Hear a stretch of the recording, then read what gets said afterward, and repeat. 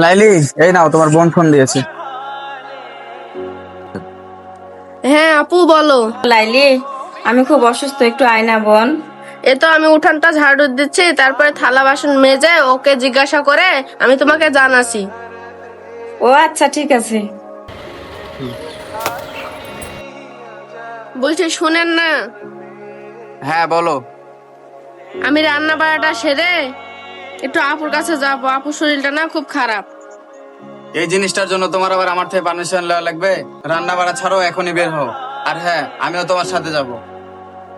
কিন্তু আপনি যে বললেন যে আপনার বন্ধুদের সাথে আজকে ঘুরতে যাবেন। বন্ধু বান্ধব পরে, বন্ধু বান্ধবদের সাথে তো সবসময় ঘুরতে পারবে। আগে তোমার বোন, তোমার মায়ের পরে তোমার বোনই আমাদেরকে সবসময় আগলে রেখেছে। তোমার বোন হলো আমার মায়ের সমতুল্য। চলো আগে ওখানে যাবো। আচ্ছা ঠিক আছে চলেন। আচ্ছা শোনো, আর একটা কথা, এবার থেকে যখনই তোমার বোনের বাসায় যাবে আর কখনো আমার থেকে পারমিশন চাইবে না। আল্লাহ, মনের মতো একটা স্বামী পেয়েছি, আলহামদুলিল্লাহ।